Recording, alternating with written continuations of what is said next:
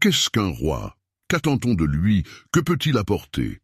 Le roi est une figure de pouvoir, mais en même temps, il est une pièce qui peut compromettre tous ceux qui l'entourent, comme aux échecs.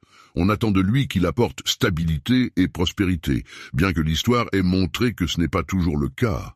Alors, le roi peut créer ou détruire. Chapitre 7. Le roi est revenu. Vive le roi! Baissez le pont-levis et ouvrez les portes, entendit-on ordonné par Sir Galahad, tandis qu'il dirigeait le groupe de chevaliers qui escortait la carriole où nous voyagions, Sir Lancelot, Merlin et moi. Les trompettes retentirent, après leur sein, un pont de bois descendait lentement, retenu par de grosses chaînes. On entendit le bruit du choc contre le sol, nous permettant de le traverser, franchissant ainsi le fossé qui entoure le château, et tandis que nous le passions, les énormes grilles de fer étaient levées, tandis que les grandes portes en bois étaient grandes ouvertes, nous permettant ainsi d'entrer dans le château. Une délégation de soldats et de serviteurs vint à notre rencontre, sous les ordres de Sir Galahad. Pendant que Sir Lancelot m'aidait à descendre de la carriole et assurait aussi ma marche vers la cour, Merlin semblait soulagé de m'avoir trouvé. « Préparez la chambre de sa majesté et préparez le bain », ordonna-t-il au domestique. « Majesté, ne vous inquiétez pas, vous êtes maintenant en sécurité parmi nous, vous êtes bien protégé, m'informa Telly, tandis que j'étais conduit par des escaliers et des couloirs éclairés par des torchets. Cependant, des questions me tourmentaient. Pourquoi m'appelle-t-il majesté? Et pourquoi ont-ils besoin de me protéger? Il y avait un brouillard dans mon esprit qui ne me permettait pas de comprendre ce qui se passait autour de moi. Elle, inconscient, veut se rendre à ce qui a été présenté jusqu'à présent, tandis que le « moi » veut de l'objectivité, analyser ce qui a été présenté, mais le brouillard qui flotte dans mon esprit le rend difficile. Cela me forçait en quelque sorte à vouloir embrasser ce qui m'était offert. En faire partie de moi.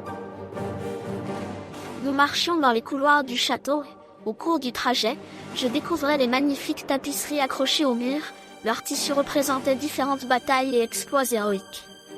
Je découvrais aussi des chevaliers et des gens ordinaires vaquant à leurs occupations quotidiennes.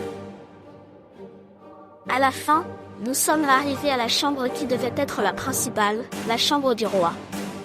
Procédez au bain de sa majesté et préparez-le pour son repos, ordonna Merlin, tandis qu'il me conduisait à la grande baignoire en bois déjà remplie d'eau chaude et parfumée. Debout, j'étais soigné par les servantes qui versaient doucement de l'eau chaude sur mon corps avec des cruches en bois, puis frottaient et rinçaient. De même, dans mon esprit, il y avait une lutte constante. Quelque chose voulait aussi frotter et effacer, je ne sais pas quoi, mais mon psychisme refusait d'être effacé. Un seul vague souvenir me venait, où tout autour de moi était inondé d'une lueur émeraude.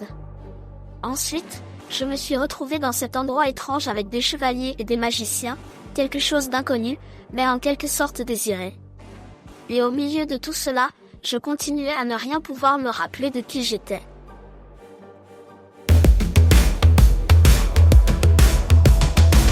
You haven't woken up yet, you hear the murmurs, you notice them. Your eyes refuse, you fight against them. Daylight blinds you, you march as they instruct you. You know the path, silhouettes in red, invisible walls. What you see is what they place before you. You read empty letters, fake news.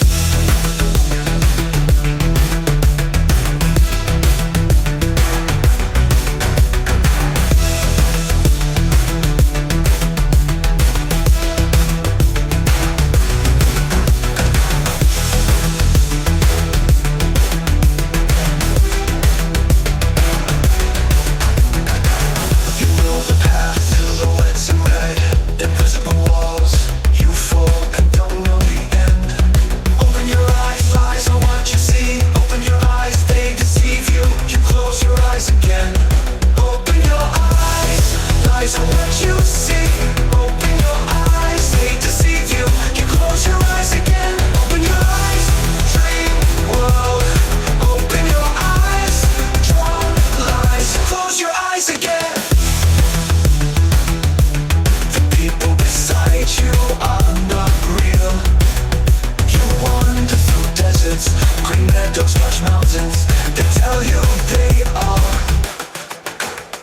says nothing is true. Fairy tales, deceptive paradises keep you locked in. Stop marching, break the stained glass, remove the blindfold, let the sun dazzle you.